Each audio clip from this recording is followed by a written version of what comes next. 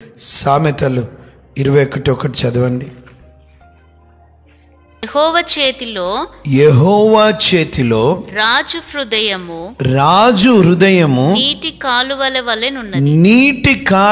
వలె ఉంది. ఎట్లుందంట? యెహోవా చేతిలో ఎవరి హృదయం ఉంది? రాజు హృదయం ఉంది. ఎట్లాగ చేస్తాడు? నీటి కాలువల వలె ఉందంట. ఆయన తన చిత్తము జరిగించడానికి దాన్ని త్రిప్పేస్తాడు. హల్లెలూయా. రాజు హృదయము ప్రభు చేతిలో ఉంది, దాన్ని తిప్పేస్తాడు. నీటి కాలువను తిప్పినట్టుగా ద్వేషముతో, కోపంతో, పగతో, మత సంబంధమైన ఆలోచనలతో ఉన్నటువంటి ఒక మనిషిని, రాజుని, నాయకుణ్ణి ప్రేమగా తిప్పగలడు. మంచి కొరకు తిప్పగలడు ఆయన. మనం అర్థం చేసుకోవాలా? ఈ నాయకుల మీద మనం కోపం పెట్టుకోవద్దండి. ఈ నాయకులను మనం తిట్టుకోవద్దండి. దయచేసి వినండి. రాజుల రాజైన, ప్రభులకు ప్రభువైన దేవునికి మనము మొరపెడితే ఆయన వారి హృదయాలను, మనసును త్రిప్పివేస్తాడు ఆయన. హల్లెలూయా. వీరి మీద అరవడము కాదు, ప్రభుకి మొరపెట్టడం నేర్చుకోవాలి. హల్లెలూయా. వీరిని తిట్టుకోవడం కాదు, ప్రభు కృపను అడగడం నేర్చుకోవాలి. మనసును తిప్పేసిందంట. కోరేషు మనసు ప్రేరేపించగా దేవుడు ఎంత సార్వభౌముడంటే ఎవరి మనసునైనా ప్రేరేపించి తన చిత్తాన్ని చేసుకోగలిగినటువంటి సమర్థుడు మన దేవుడు. హల్లెలూయా. ఎంత అద్భుతమైన విషయం. నెహెమ్యా గారు కూడా చూస్తాం. 2వ అధ్యాయం అనుకుంటా, చూడండి. 2వ అధ్యాయం 4వ వచనంలో, 2వ అధ్యాయం మొదటి అధ్యాయంలో చూస్తాం. ఆ పరిస్థితులన్నీ చూసినప్పుడు ప్రార్థన చేస్తూ ఉంటాడు. దాదాపుగా ఒక 3 నెలల ప్రార్థన చేశాడు. అప్పుడు రాజు, 2వ అధ్యాయం 4వ వచనం, అప్పుడు రాజుతో ఏమి కావలసి నీవు మనవి చేయుచున్నావని, ఏందయ్యా ఇంత చింతగా ఉన్నావు, ఏంటిది, ఆరోగ్యం బాగాలేదంటే ఎంత బాగుందండి, కానీ ఇట్లా మా పరిస్థితి ఇట్లా ఉంది యెరూషలేములో అని చెప్పినప్పుడు రాజుకి ఏం చేసిండో తెలుసా? దేవుడు దయబుట్టించిండు. ఏం చేసి చదువున్నాను. ఏమి కావలసి నీవు మనవి చేయుచున్నావని, ఏం కావాలయ్యా అని అడిగిండు. నన్ను అడుగగా, ఈయన అన్యరాజు కదా, అన్యరాజా కదా, ఏం కావాలని అడిగిండు. నేను ఆకాశమందలి దేవునికి ప్రార్థన చేసి రాజుతో, నీ సముఖమందు నేను దయ పొందిన ఎడల, నీ దయ ఉంటే నా పితరుల సమాధులుండు పట్టణమును తిరిగి కట్టునట్లుగా నన్ను యూదా దేశమునకు పంపుడని వేడుకొనుచున్నానని నేను మనవి చేసి తిని. అందుకు రాజు రాణి తన యొద్ద కూర్చొని, రాజు ఏం చేస్తున్నారు? కూర్చొని ఉన్నారు. నీ ప్రయాణము ఎన్ని దినములు పట్టును? ఎన్ని దినాలు పడతాయి? నీవు ఎప్పుడు తిరిగి వచ్చేదవు? ఎప్పుడు వస్తావు? ఎన్ని రోజులు కావాలి నీకు లీవ్, సెలవులు అని అన్ని అడిగి, నేను ఇంతకాలమని చెప్పినప్పుడు, ఇంతకాలమయ్యా అని చెప్పినప్పుడు, రాజు నన్ను పంపుటకు చిత్తము గలవాడాయను. రాజు నన్ను పంపుటకు చిత్తము గలవాడు ఆయను. ఇవన్నీ ఎందుకంటే కింద చక్కగా 8వ వచనంలో ఉంటాయి. పట్టణ ప్రాకారమునకును మందిరముతో సంబంధించిన కోట గుమ్మములకును నేను ప్రవేశింపబో ఇంటికిని, ఏ ఇంట్లోకి వెళ్తున్నా నా ఇంటికిని, దూలములు మ్రానులు ఇచ్చినట్లుగా అడవిలో ఉన్న రాజుగారి అడవులను కాయు ఆసాపునకు ఒక తాకీదును ఇయ్యుడని అడిగిండు. అలాగు నాకు తోడుగా ఉండి నాకు కృప చూపుచున్న నా దేవుని కరుణాహస్తము కొలది రాజు నా మనవి ఆలకించెను. రాజు వినడానికి కారణం ఏంటిది? God is working behind. రాజు వినాలంటే రారాజు కదలాలి. ఇంకా రారాజు కదలాలంటే దేవుని ప్రజలు నెహెమ్యా ఎన్ని నెలలండి? దాదాపుగా 3-4 నెలలు ప్రార్థన. మణిపూర్ కొరకు ముందులో ఉన్నంత తీవ్రత ఇప్పుడు లేదు. అలవాటైపోయింది. మరణాలు అలవాటైపోయినాయి, న్యూస్ అలవాటైపోయింది మనకి. ప్రభు చిత్తమైతే మళ్ళీ సోమవారం, మంగళవారం will have fasting prayers. Amen అంటే లేవారు. హల్లెలూయా. సోమవారం మంగళవారం we'll have fasting prayers, we'll seek God. నాయన బయట ధర్నాలు చేయొచ్చు, ఐఎమ్ నాట్ అగేన్స్ట్ దెమ్, అది వాళ్ళ ఇష్టం.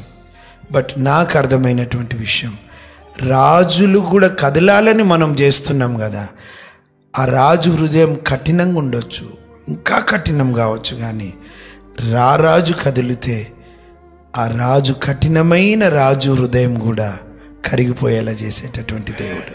హల్లెలూయా. ఎంత అద్భుతం. ఇప్పుడు నెహెమ్యాకు అర్థమైంది, రాజు ఎందుకొరకు విన్నాడు నా మనవి. రాజు నా మనవి వినడానికి కారణం ఏంటిది, అంత పెద్ద లీవ్ ఇవ్వడానికి కారణం ఏంటిది, నాకు ఇంటి గురించినటువంటి విషయము, కావలసినటువంటి దూలాలు, వాటికి సంబంధించినటువంటి అరణ్యంలో అవన్నీ తీసుకోమని పర్మిషన్, ఇవన్నిటి వెనకాల ఎందుకు రాజు నా మనవి విన్నాడంటే దేవుడు నాకు తోడుగా ఉన్నాడు. రెండోది ఏమంటున్నాడు, దేవుని కరుణాహస్తము తోడుగా ఉన్నందున రాజు నా మనవి విన్నాడు. రాజు వినడేమో, కానీ దేవుడు వినేలా చేశాడు. సామెతలు 21:1 ఏమన్నది, యెహోవా చేతిలో రాజు హృదయం ఉంది. ఏం చేస్తాడంటే నీటి కాలువలను తిప్పినట్టుగా తిప్పుతాడు, తన చిత్తాన్ని చేసుకుంటాడు ఆయన. హల్లెలూయా. ఈరోజు సంగమం మొట్టమొదటిగా మనం రావాల్సింది, పరిస్థితులన్నీ సద్దుమనగాలంటే, మనం సంపూర్ణ భక్తి మాన్యత కలిగి నెమ్మదిగాను సుఖంగాను బ్రతకాలంటే మనుషులందరి కొరకు, అంతేకాదు రాజులు మన నాయకుల కొరకు విజ్ఞాపన చేయడానికి మనం దేవుని సన్నిధిలోకి రావాలి. Praise the lord. హల్లెలూయా కదా. ఎస్తేర్ టైంలో కూడా చూస్తాం, ఎస్తేర్ రాణి టైంలో ఏమైంది, మొర్దుకై చెప్పి పంపిస్తాడు, అమ్మ పరిస్థితులు ఎట్లున్నాయని. ఎస్తేర్ అన్న మాట చూడండి, ఒక్క మాట. ఎస్ 4వ అధ్యాయం నీవు ఈ సమయమందు 14వ వచనం, ఏమేయో మాట్లాడక మౌనముగా అమ్మా ఈ కఠినమైన పరిస్థితి వచ్చింది, శత్రువు దేవుని ప్రజలను చంపడానికి పన్నాగం వేశాడు,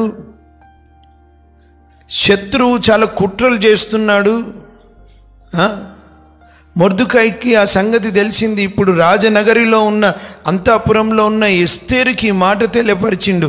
తర్వాత అంటున్నాడు, రాజనగరిలో ఉన్నంత మాత్రము చేత యూదులందరికంటే నీవు తప్పించుకొందువని నీ మనస్సులో తలంచుకొనవద్దు. నువ్వు రాజనగరిలో ఉన్నావు, అంతఃపురంలో ఉన్నావు కదా, నీకేం కాదని అనుకోవద్దు. ఈరోజు మేము తెలంగాణలో ఉన్నాం కదా, ఇక్కడ ఆంధ్రలో ఉన్నాం కదా, మాకేం కాదని అనుకోవద్దు. ఓ ఎక్కడో నార్త్లో అవుతుంది, మాకేం కాదు, we are in a safe zone అనుకోవద్దు. మాకు బాగానే ఉంది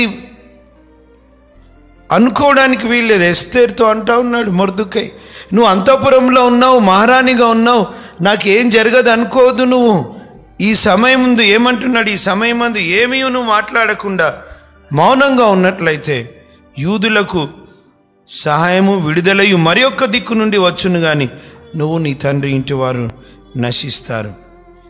అప్పుడు ఏమన్నది ఆమె, 15వ వచనం, అప్పుడు ఎస్తేరు మొర్దుకైతో నేను మరలా ఇట్లా, నీవు పోయి షూషాను నందు కనబడిన యూదులనందరినీ సమాజ మందిరమునకు సమకూర్చి, అంటే సంఘంగా సమకూర్చి, నా నిమిత్తం ఉపవాసం ఉండి 3 దినములు అన్నపానములు చేయకుండుడి, నేనును నా పనికత్తెలు కూడా ఉపవాసం ఉందుము.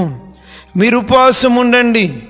ఇప్పుడు ఈ రాజు దగ్గరికి నేను పోతే ఆయనకు కోపం వస్తే నా ప్రాణం పోతుంది, కనికరం వస్తే క్షేమం ఉంటుంది. కానీ ఇది జరగాలంటే, ఇప్పుడు రాజు నా మీద ప్రేమ పుట్టాలంటే, రాజుకి నా మీద కనికరం పుట్టాలంటే, రాజుకి నన్ను చంపడానికి ఇష్టపడొద్దు, శిక్షించడానికి ఇష్టపడొద్దు అంటే మధ్యలో ఒక విషయం జరగాల. రాజుని వేడుకుందాం, నేను 3 రోజులు ఉపవాసం ఉంటాను, నేను నా పనికత్తెలు, మీరు కూడా ఉపవాసం ఉండండి, అందరినీ సమకూర్చండి, యూదుల్ని సమకూర్చి ఉపవాసం ఉండండి. హల్లెలూయా. ఎప్పుడు గుర్తించుకోండి, ఎప్పుడు దేవుని ప్రజలకి సమస్యలు వచ్చినప్పుడు, హింసలు వచ్చినప్పుడు, దేవుడు కదలడానికి ముందు దేవుని ప్రజలు ప్రార్థనకి తమను తాము అప్పగించుకున్నారు. హల్లెలూయా. ప్రార్థనకి రావాల్సిందిగా. ఏమైంది చూడండి అక్కడ, నేను నా పనికత్తెలను ప్రవేశించుట ఒకవేళ న్యాయ వ్యతిరేక్తంగానున్నను నేను రాజునొద్దకు ప్రవేశిస్తాను. నేను నశించేదాన్ని, చచ్చినా పర్వాలేదు. తర్వాత మనం చూస్తాం దేవుని ప్రజలు నాశనం కాలేదు.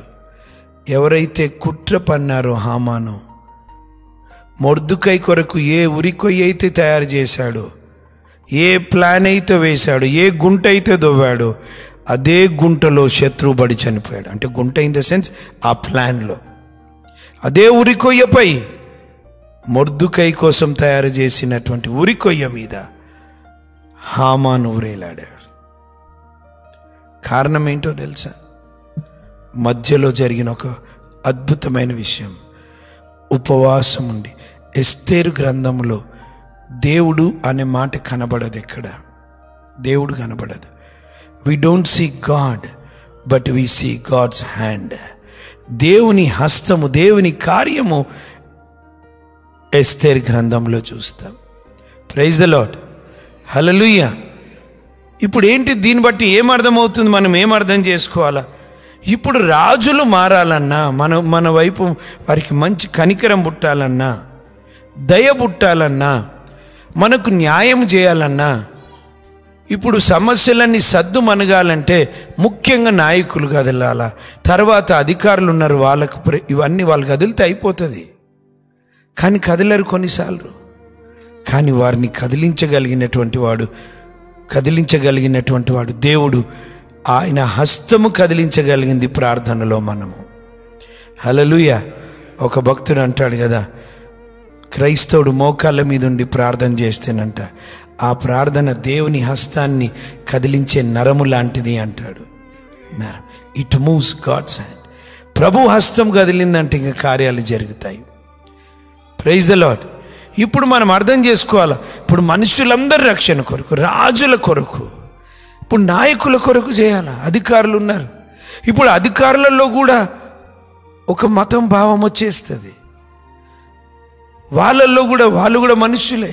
వాళ్ళు కూడా హృదయంలో ఎక్కడో, వాళ్ళు ఎంత గవర్నమెంట్ ఉద్యోగులైనా, పోలీస్ డిపార్ట్మెంట్ అయినా, ఆర్మీ వాళ్ళైనా, ఐఏఎస్ ఆఫీసర్లు అయినా, ఐపీఎస్లైనా, ఎక్కడో ఒక దగ్గర వాళ్ళకి వారి మతం వాళ్ళకి ఇష్టం ఉంటుంది.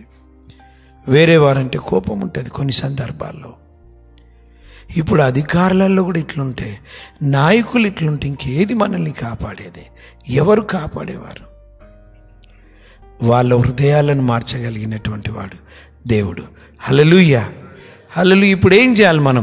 మనం మనుషులందరి కొరకు విజ్ఞాపన చేయాలి. రాజుల కొరకి, అధికారులందరి కొరకు విజ్ఞాపనలను, ప్రార్థనలను, యాచనలను, కృతజ్ఞతాస్తుతులు చెల్లించే వాళ్ళు మిమ్మల్ని ప్రార్థన చేయాలి, విజ్ఞాపన చేయాలి. యాచించాలంటే ఏంటి? అడగాల ప్రభుకి.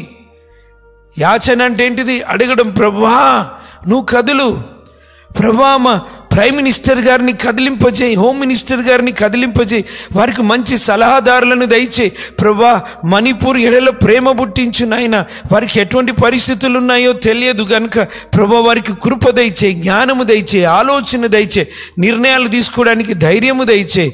అదే రీతిగా నాయన పక్షపాతము లేకుండా ప్రేమగా కదలడానికి సహాయం చేయమని మనం ప్రభువుని వేడుకోవాలా.